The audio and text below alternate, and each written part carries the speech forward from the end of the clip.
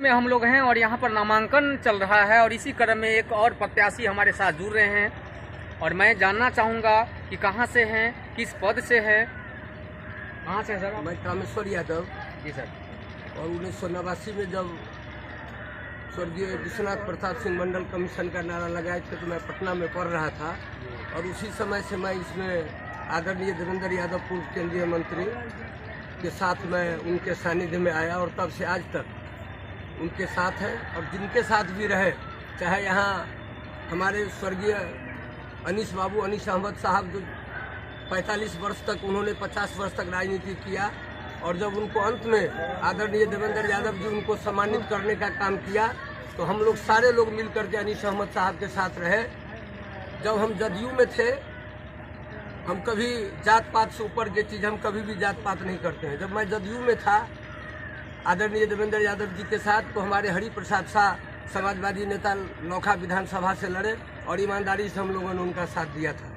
बाद में हम लोग इधर चले आए और उस बीच में तजमुल साहब हमारे नेता है यहाँ कुटोना प्रखंड में। ईमानदारी से मैं इंशाल्लाह मैं ईश्वर का शपथ खा के कहता हूँ, मैं उनके साथ भी ईमानदारी से काम किया। मैं जात पात कभी नहीं किया और तजमुल साहब 2 बार चुनाव लड़े तो मैं कभी भी उनके साथ लोभ लालच नहीं की और ईमानदारी से वोट दिया।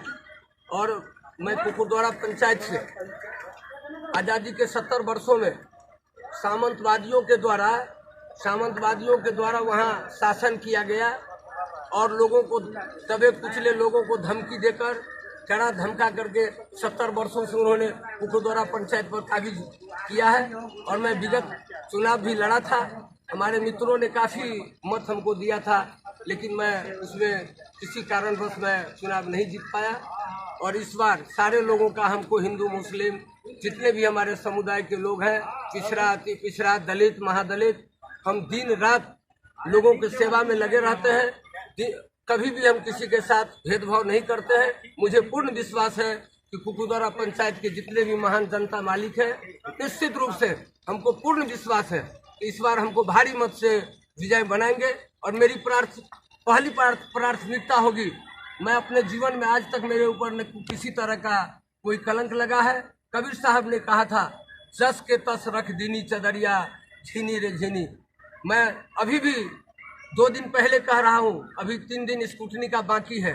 अगर किसी तरह का, मैं 3 बार से मतदाता मालिक के कृपा से कुकुरद्वारा पंचायत में पैक्स अध्यक्ष भी हूँ और अभी तक किसी के द्वारा सामने में नहीं कहा जाएगा कि ये आदमी भ्रष्ट है और इन्होंने किसी तरह का कोई गलत काम और किसी के साथ कोई ठगपनी या कुछ किया है। इसलिए अगर मेरी ईमानदारी का इस बार जो मैं जन भी होता है वो पैसा लेता है, मैं जितना खटा हूँ अपने स्वास्थ्य शिक्षा सारा चीज छोड़ करके आम जनता के बीच में रहकर गरीब गुरुआ का सेवा किया हूँ, तो मुझे पूर्ण विश्वास है। भगवान कृष्ण ने कहा था, कर्मण्येवाधिकारस्ते मा फलेषु कदाचन। भगवान कृष्ण ने कहा था, पार्थ कर्म करो, फल की चिंता न करो। इसलिए मुझे पूर्ण विश्वास है कि इस बार मैं चुनाव जीतूंगा और जनता की सेवा करूंगा। आप लोगों को भी, कभी मीडिया भाई को भी और किसी जनता को किसी तरह का कोई कंप्लेन नहीं होने दूंगा।